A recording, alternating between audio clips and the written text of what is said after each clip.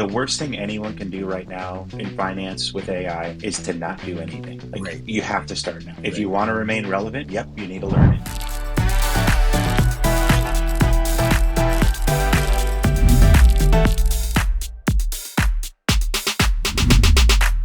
Welcome to the Financial Innovations Podcast. I'm your host, Daniel Villani. We're really excited today. We have Gabriel Denny with us. Gabriel, very nice to have you on the show. Yeah, pleasure. Thanks for having me.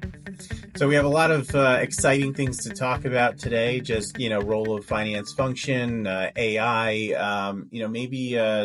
Gabe, if you want to give us a little bit about your background, you definitely have an interesting set of experience. Yeah, sure. So quick and dirty. I've been in finance now, directly in finance about 13 years, really professionally, even before then, starting around 2002.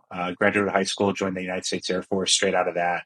Um, Pretty quickly figured out that I loved everything to do with finance, and managing money and understanding how that works in a larger sense for an organization. So when you join the military straight out of high school, you enlist. I was not in finance as the career field, but was able to commission, and as part of that, go to college. And it was pretty interesting. I got to take a couple finance and accounting courses for my undergrad and loved it. Everyone else is complaining about it. They're like, "Hey, this is just something we got to nug through and get through." And I'm like, what are you guys talking about? This is awesome. It's super, super intuitive. Like it balances. I don't know what you guys are complaining about. And, I kind of realized real quick that that's an outlying kind of view. So I put a pin in that. Um, Graduated from University of Maryland. They actually have a huge campus in Heidelberg, Germany. They built for the military. So that's actually where I got my undergrad from.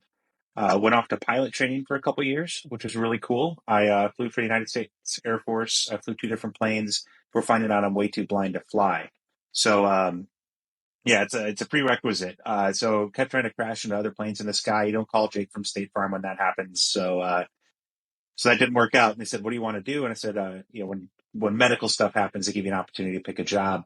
And I said, I wanted to be a finance officer. And after they stopped laughing, because there's a bunch of F-16 pilots and wondering, like, okay, cool. What do you really want to do? I said, no, absolutely make me a finance officer. And it was the best decision of my life. Absolutely. And so that was 2010 when that happened. Um, Coming out of that, then I started my true finance career out in Los Angeles Air Force Base, and had probably the best crash course in FP&A and financial analysis and cost analysis and forecasting that I think anyone could get. I had an opportunity to work in a highly classified program office for acquisitions of our nation's space systems, and so quick and dirty, it's the offensive and defensive counter space systems. You can infer whatever you want out of that, but they're all very expensive. So the fun part too is because it was so classified, I was the only person managing these portfolios with annual operating budgets well over $1 billion. And it wasn't, oh, it's $1 billion, but the satellite launch costs 800 million, so you're cutting one check. It's $1 billion budget, but you're still dealing with people who haven't filed their travel vouchers for a trip to Colorado for thousand bucks. And so, really good crash course, really great opportunity to learn, which people think military. It truly is just like any other FP&A role on the state side of things. Had an opportunity to deploy as a finance officer. From there, you're doing gap level accounting in different places. In the Air Force, we go on a plane somewhere, and the planes are big, but they're never big enough to carry everything. And so you have somebody like me carrying a bag full of cash, and then another person doing procurement and keeping normal accounting and auditing in combat zones, which is pretty wild. So that was great. It moved along the path, as it were, ending my career as the chief financial officer of Malmstrom Air Force Base. It's the world's largest nuclear missile field. The field itself is about the size of the state of New York. It takes up 3/4 of the state of Montana, 18,500 square miles of real property to manage, and roads, in some cases roads, definitely a vehicle fleet to manage that, and the personnel. And so as a CFO of that, um, working the budget associated. So that's the background there. Retired from the Air Force in 2022. I hit my 20-year mark out of command, and so I was able to leave active duty as a retired major and started off with Arcos. So they're a great company. part of the Vista Equity portfolio, so private equity backed software company. And I took the job now. I'm director of finance and business analytics. One, because coming off CFO, it was great opportunity, great job, but I didn't know anything about revenue. Like I conceptually understood it. We paid defense contractors. We knew it was important. Um, but I had never managed it directly. When you work for the military, you need more money for nuclear missiles. They just print it for you. So that's pretty cool. And so I knew that was kind of a gaping hole in my resume, and found a great company focused on software for our nation's critical infrastructure. And so it was a good transition point, and working with a couple great CFOs that could train me up on a big half of all business that I didn't have direct experience with. I would argue I definitely I got in my head pretty good about how that was a glaring omission. Turns out managing money is managing money, no matter the source. But to me, it was a big deal. Um, and it's been a great journey. I love working with the team that I have here, and really built up the FP&A function for Arcos in the past couple of years, bringing on a data scientist, which turned some heads. And I'm like, we need a data scientist. And I'm like, but it's finance. I'm like, yeah, trust me, we need one. And been working with him uh, in seeing how we bring big data together as we talk about the future of finance. We talk about the future of financial operations, and really FP&A. It's business operations. The technology is there, it's readily accessible, and it's very low cost, to where any organization, no matter the size, if you're not leveraging big data and you're not kludging the million different sources of information that we have in an effective way, you're not providing value to the organization. And so that's the quick how I got to where I am today. Yeah, no, that's And great. And first, I want to say thank you for your service. There's thank you. appreciate everything that you do over there. I certainly, you could tell by the glasses that wouldn't be flying planes anytime soon over here, and that's probably for the benefit of everybody. But um, yeah, so I mean, I know you jumped into a good amount of stuff there, and I think that's great.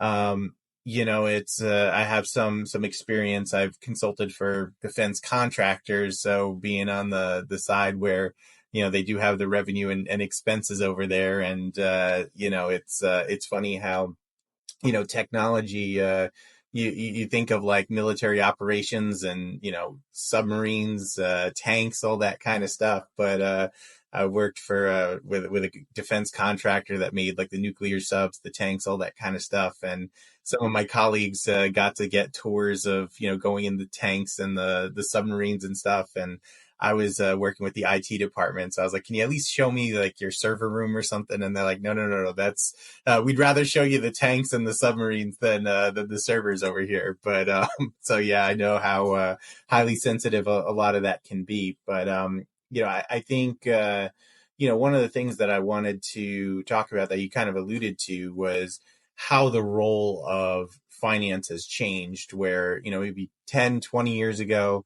you get a bunch of people with accounting and finance degrees, and like that's FP&A, right? And today now, you've got financial systems people, you've got data scientists, you've got people with all sorts of different backgrounds, many of which even technical backgrounds that are going into the finance role. So I guess maybe do you want to talk a little bit about how it's evolved, and where you see it going in the next 5-10 years.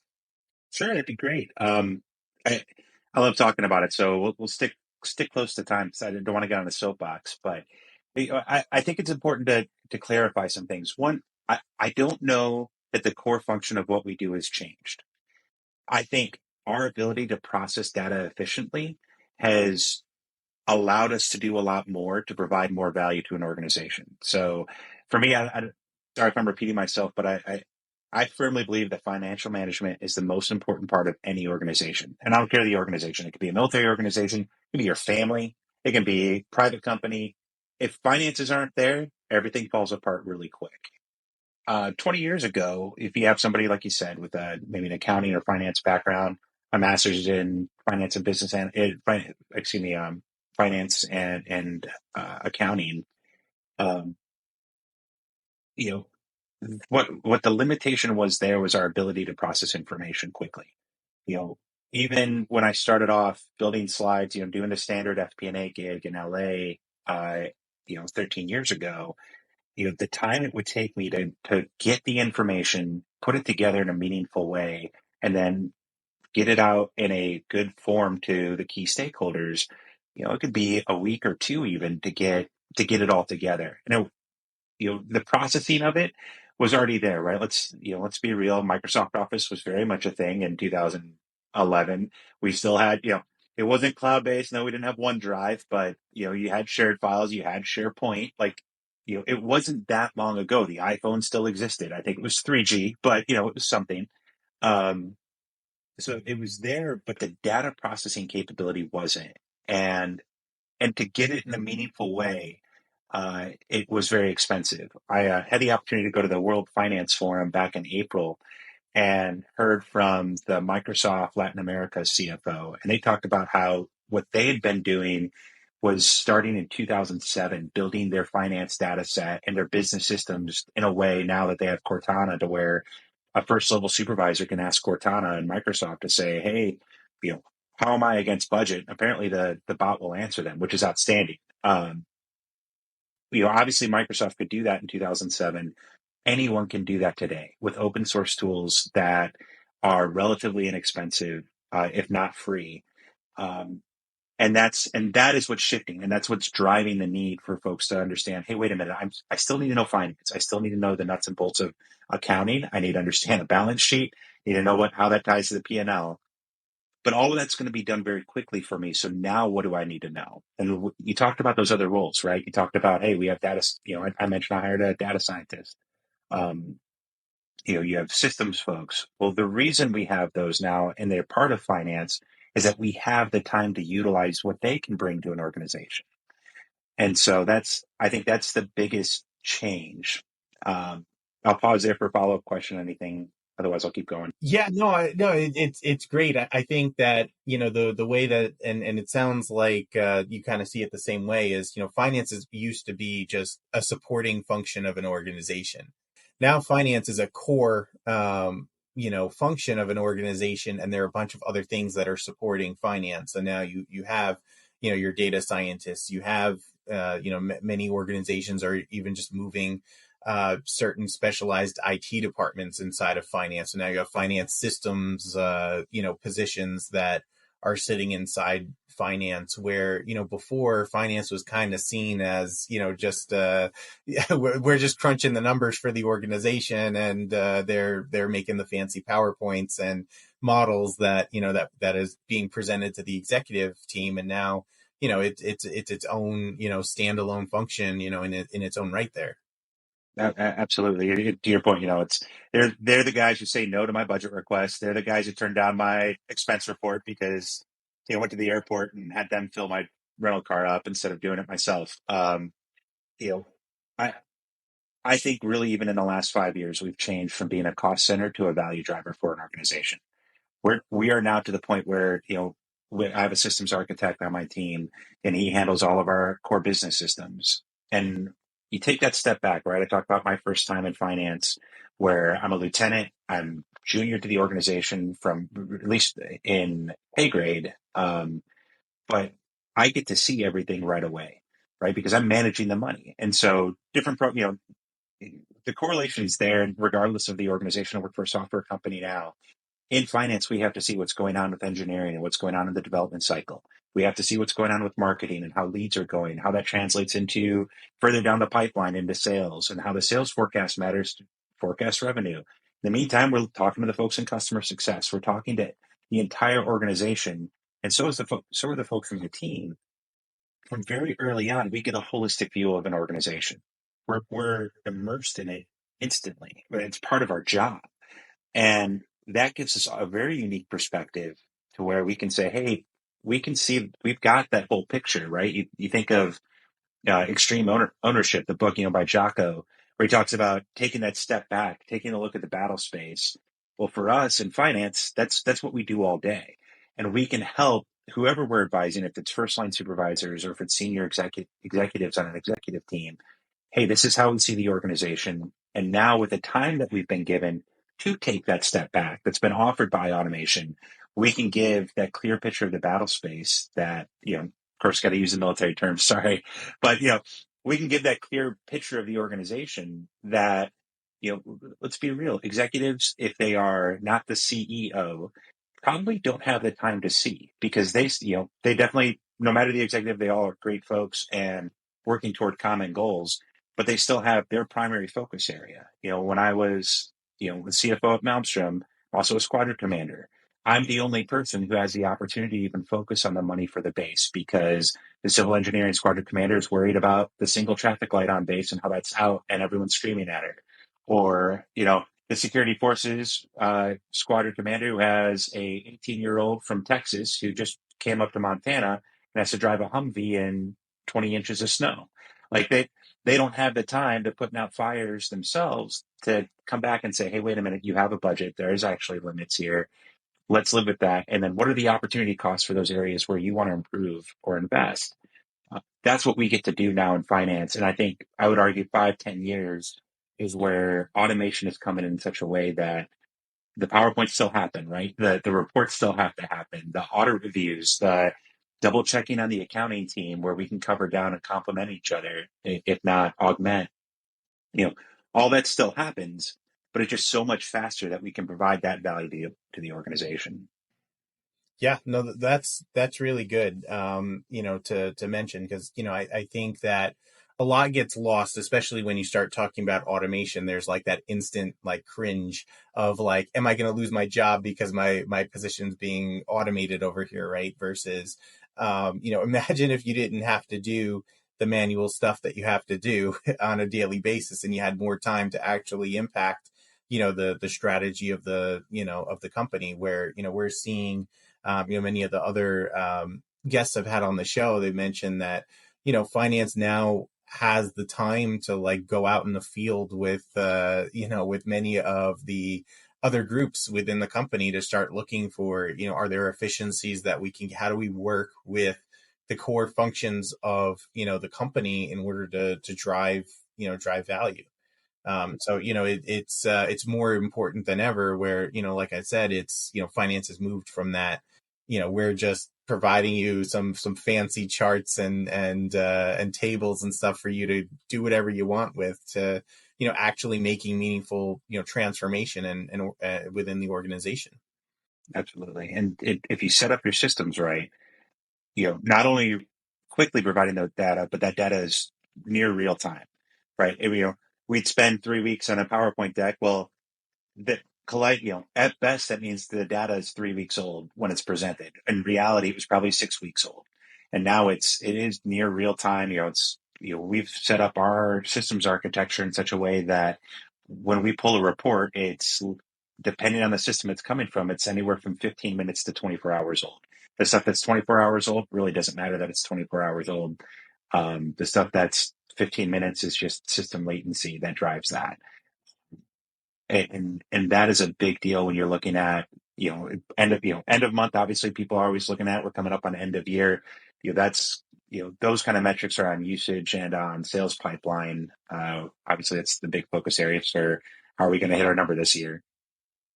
But all things that weren't possible really even 10 years ago without with the, except the largest of organizations, right? The technology really has been there since the 90s.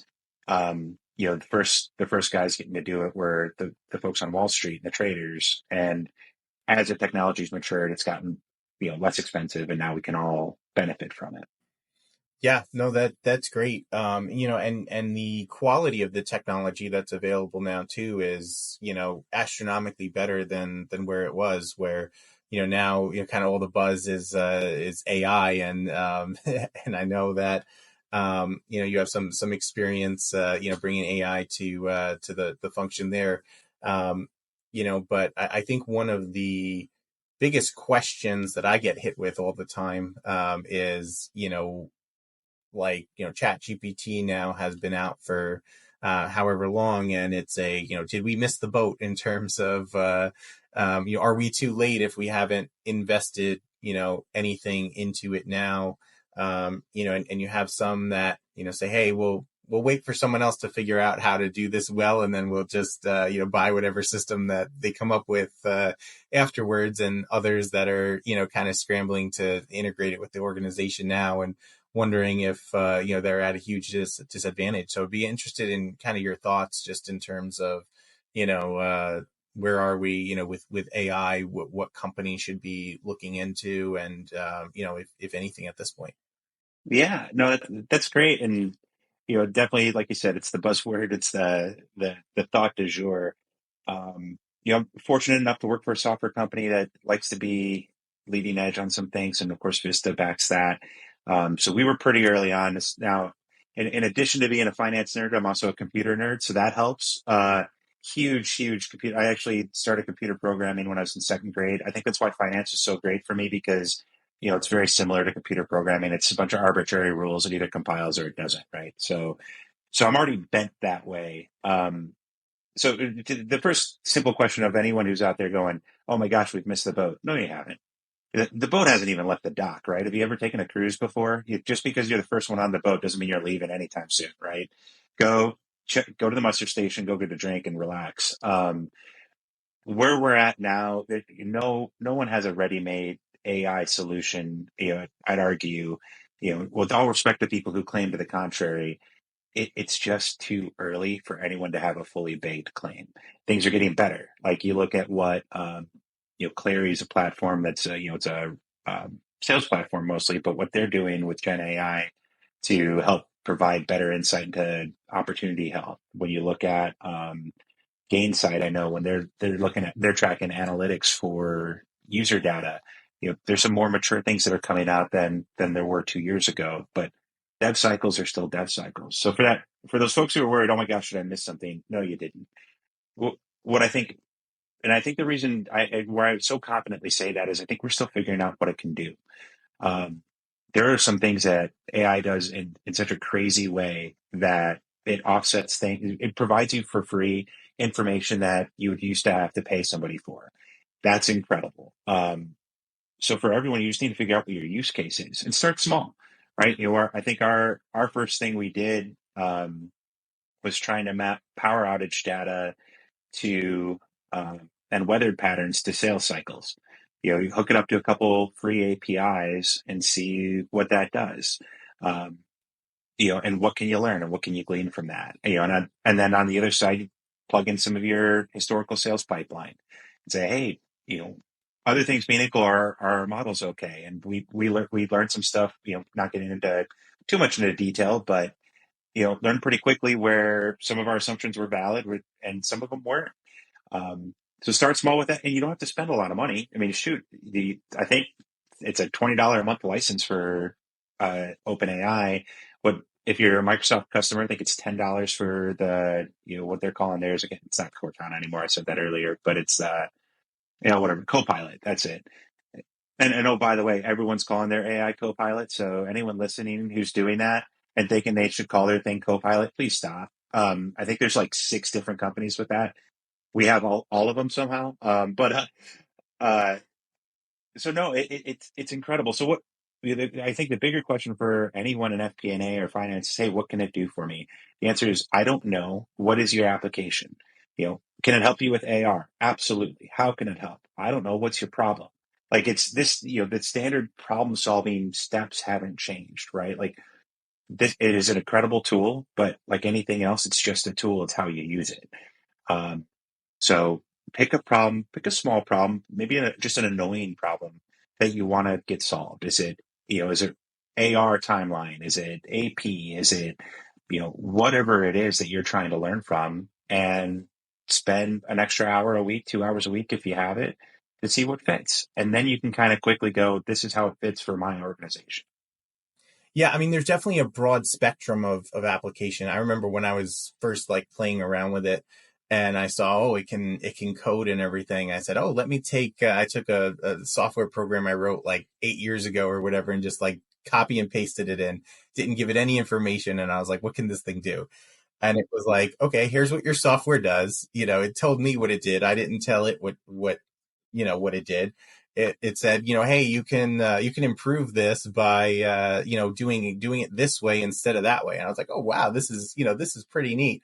And then the point where I was like, this is the most amazing thing I've ever seen was it said, do you want me to rewrite it for you? And I said, please do. And it did. And, and it worked. And it was like 20 times faster than, what I had, done over there before. And, um, it's amazing when you think about the capabilities of it. And then you look at some of the things like, you ask it to write an article for you or whatever, and it starts coming up with citations that don't exist and stuff like that out there. Right. So it's, like you were saying before, that it's still kind of in its infancy. It's still evolving and changing and improving, and it's a matter of understanding and learning what is it that this can do well for me and my organization, and what are some of the things that maybe it doesn't do as well, for me or for my organization. And that's why, like, you can't necessarily just say, hey, here are the 10 use cases that everyone should have for it, because your needs, their needs can be completely different over there, and it might be something that it excels at, for what you're using it for, and for what someone else is using it for, it's not, not quite as good. hmm No, that's great. And on the coding thing, I think that's where a lot of angst is, right? It's, oh my gosh, I make my name at, being an Excel guru. Yeah, don't worry. Copilot isn't an Excel guru. It's for the people who've never opened Microsoft Excel before. It teaches them how to do basic functions. If you, yeah, I'm a big index match guy, so for all you VLOOKUP and XLOOKUP people out there, you're already wrong. But that notwithstanding, anything complex, it can kind of help you walk through. It can definitely analyze a sheet that maybe you inherited something. You're like, what is this mess? It's really cool. Copilot or anything else will be able to tell you what it is. To your point on that program that you wrote, but recreating it, it's not there. Like even the native Copilot, there's a couple other tools. I've tried numerous.ai. That was before Copilot was really integrated with it. They're all really good first steps. Some of them have some pretty cool ways to do a couple things faster. But for analyzing things, they're great. If you give it a complex key, like, hey, in plain text, this is what I need, it can help write formulas. It can certainly help write SQL. But to your point, it's not, writing SQL, it's very good. No issues there. Excel formulas, it's okay. Power BI, it's fine.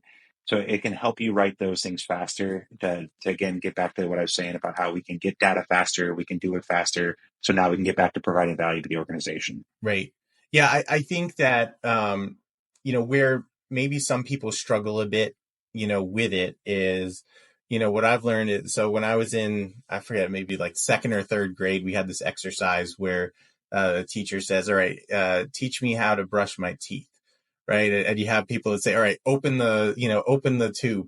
And it's like, how do I open the tube? Right. Where it was a lesson in, being very explicit with instructions so that they can be followed, so that, you could get to the end result. And, where I see a lot of people getting tripped up when it comes to AI is they try to skip some steps in terms of, explaining certain pieces. And in that, the language model goes and fills in the blanks with its own assumptions. And, those assumptions sometimes are right, sometimes are wrong, in terms of getting to, to the end result. Where it becomes it's almost like, going back to that lesson and say, all right, how do I explain very explicitly what I want so that there's no room for interpretation? Mm-hmm. No, I think that's been my experience as well. It's, yeah, to your point. Yeah. It's, what's a tube? Grab the tube. What? Yeah. Huh?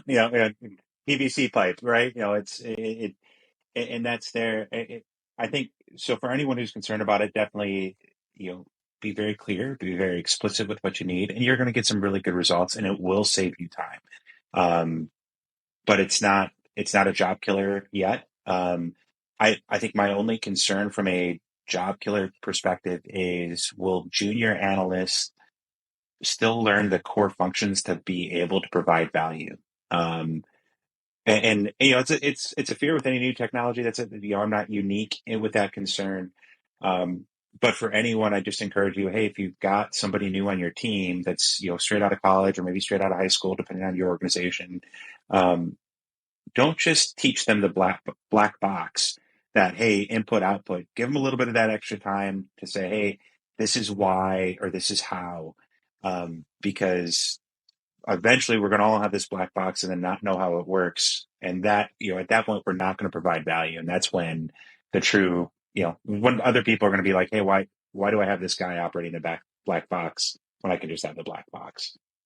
Right. Yeah. I think that's kind of one of the, I was just having the conversation the other day of a, it's many of these entry level positions are, obviously the work has to be done, but they're kind of the segue into teaching the core skills of, moving up to the next level. Right. So when those functions get replaced by, by AI, by automation, by whatever, how do we ensure that, those junior level people coming in, are able to make that jump to the next level without, necessarily having some of those opportunities to go and, do those basic functions because now you got, a robot doing it versus a person. Yeah. It's not a very common concern. It happens whenever new technology is there. And I think it'll be fine, but it's something that we should all be cognizant of and just work around. One of the other things that, I think that kind of the emergence of AI is bringing on is kind of the importance of, companies having documented processes for how they do things. What I see time and time again is, I do many, planning, budgeting, reporting implementations for companies, and they start running over budget, and the first thing they do is say, oh, well, we don't need the documentation for it. We don't, well, do we really have to test 20 years of data? Can we just test the last 2 years of data, whatever? And, a lot of corners end up getting cut, when running into, those kinds of scope creep scenarios. And a lot of companies, they're now bringing AI in, and it's, well, it's going to do what you tell it to do. And if you don't have documentation or you can't provide it, a written process of how to do it, what you're going to get is it telling you how it thinks things should be done versus how you want them done. Mhm. So, I mean, maybe do you want to talk a little bit about, the role of, like, making sure you have like a governance around your processes and things like that when, whenever you're doing things with AI or, just automation in general. Sure. So I think it's, let's talk about automation in general, right? Because, we often say AI. I see, what's up, and I'm sure, I think I've heard you talk about it, right? It's AI is just the broad term. Really, a lot of times in finance, we're talking about business process automation, which is kind of AI, but mostly not. It's a defined process that's repeated. Um, and really where we're seeing a lot of AI applications, it's really more BPI, especially within the receivable and accounts payable areas. I think that's the near term, what can be fully automated um, pretty quickly. And the LLMs come in with their image recognition to make that possible. Um, but the key to your point is you first have to define what it's doing. Like, again, going back to, we just hired if you hired somebody new, and they're straight out of, let's say they're straight out of high school, and they really are just that clerk level, that tech level, hey, you take voucher, process voucher kind of job. Well, think about how you train that new person as if they've never worked in a business before. I mean, they're obviously smart, they're a good human, right? Like, we're not talking about anything for that. Otherwise capable, but blank slate. That's what we're seeing with BPI, but that otherwise capable is a very different definition, because when you talk to another human, there's inherent understanding of language, there's inherent understanding of context that the machines simply don't have yet. LLMs are working on, but they're not there. So when you're trying to automate a process, first you have to define it well. And just as much as when you're trying to train a new workforce, that you're offshoring something, whatever it is, you have to know what you're doing first. When, you know, regardless of what you're trying to augment, either through, I would almost think that it's better to think of implementing BPI or AI in the same way you would think of offshoring. or contracting out, right? Like you have to clearly define what you need, and it's on you as the person saying you're going to do this. It's on you to define what your requirements are.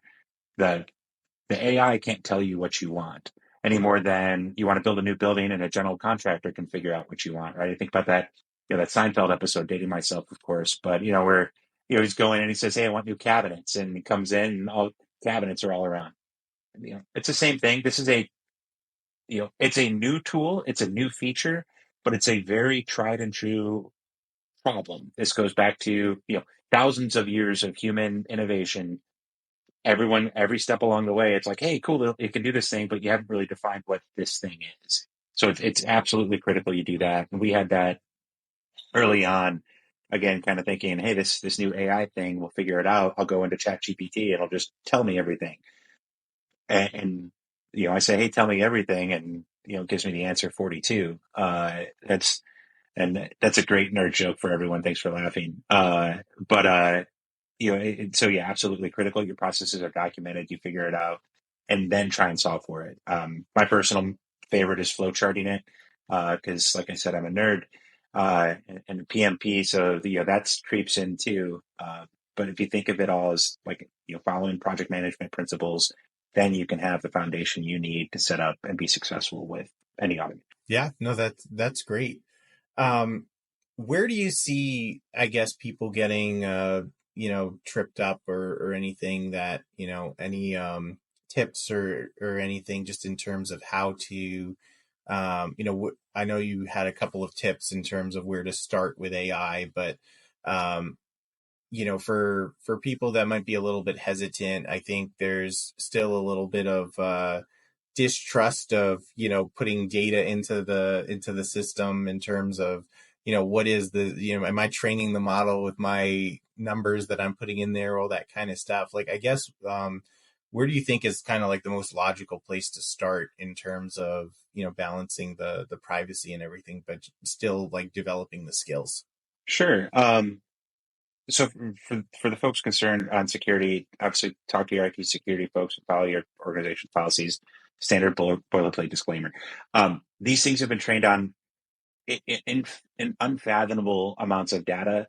Whether or not your data seeps into it, which all of them don't right now, like it doesn't matter. Like short of like customer names and social security, like sort of like very strict PII, like which even that's probably okay, but don't do it.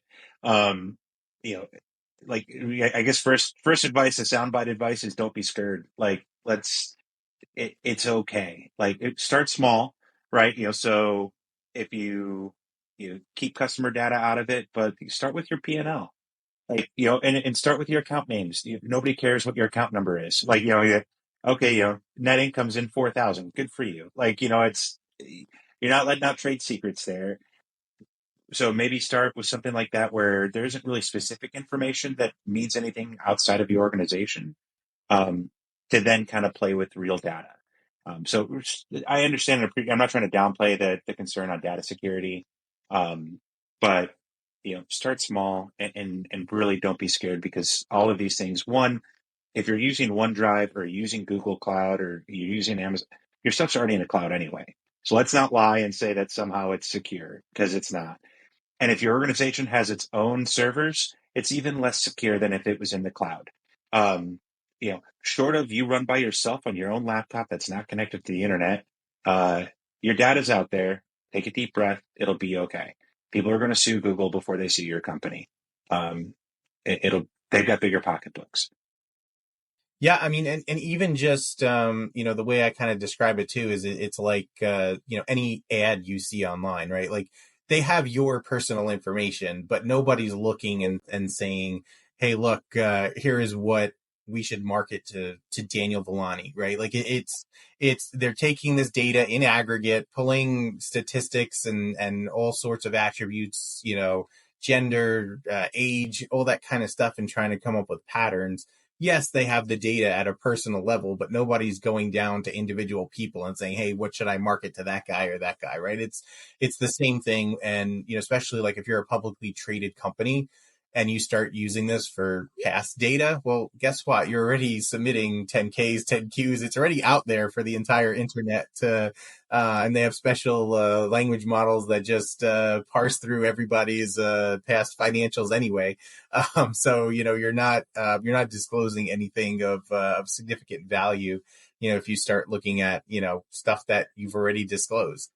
Mm-hmm. No, I appreciate the fear, because everyone's been browbeaten on, don't leak information. You hear some pretty crazy stories about what goes out there, and certainly don't be flippant with it. But if you're using a legitimate model, if you're using OpenAI, if you're using, using what Microsoft has out there, what Amazon has, and Oracle, all the big players, using one of the big names, one, they probably already have your data.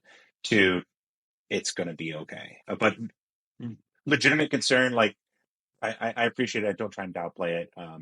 But then if you're that concerned, start small. Start with that, go with your P&L, right? Because, oh, cool, you have something called accounts receivable. So does everyone else.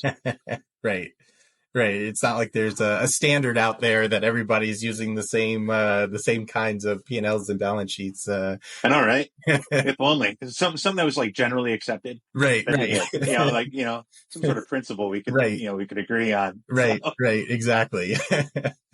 No, I mean that's great. That's great advice. I think it gives a good starting point for everyone. I think key message at least that I'm gathering is don't be afraid. Try it. If you're afraid of the risk, do something. Start with something that's low risk. And then kind of evolve. From there. Play around with it, learn how to prompt it, how to ask for what it is that you're looking for. Once you start kind of building that muscle memory, if you will, of how to go about doing a search, doing a analysis, whatever, then start to look and build on that and look and see what else can we apply this to. No, absolutely. And there's tons of resources out there that are free. There's got to be a million YouTube channels now on how to program a AI model. Just I think the worst thing anyone can do right now in finance with AI is to not do anything. Like, you have to start now. If you want to remain relevant, yep, you need to learn it. It's just table stakes for the job pretty soon. Because if you don't learn it, don't worry, there are 50 other people who are learning it and will gun for your job. It's, it kind of like, I'm sure there was somebody who heard about this thing called Lotus 123 about 40 years ago. They're like, nope. And they kept their green visor on and had their big giant notebook out in front of them. And, they were the last holdout, and don't be that person for AI. Um, this really is like the invention of spreadsheets.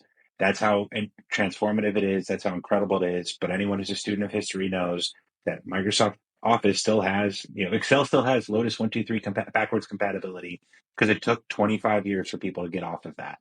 It'll take that long before AI replaces us or what it can do or anything like that.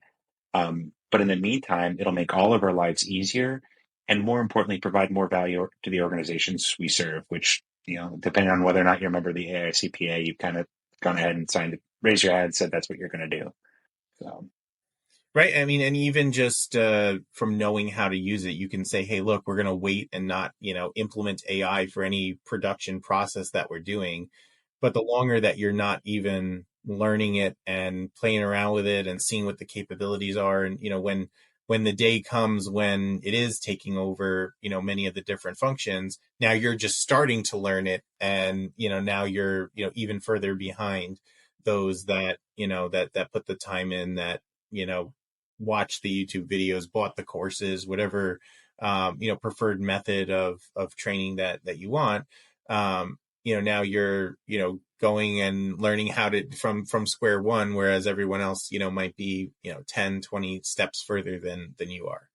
Yeah. And I think too, for any financial analyst who's looking at it, once you start playing with it, your, your flag on your integrity flag will go up. Don't know if, try not to swear. Um, you know, it, More likely than not, there are other business units in your organization that can utilize LLMs a lot faster than you can. You talk about documentation, right? We used to pay an exorbitant amount of money. I don't know that it's public information on how much we paid per page for technical documentation, but it was a lot. It was well over $1,000 per page. Now, I'm not knocking technical writers. I actually understand the cost behind it. I had to do the cost modeling of it. It's legit. Something like that can be automated with LLMs really, really quickly. You think of what QA can do in a software company, what even in manufacturing, and really any industry. There's some really cool things that LLMs can do and are game changers.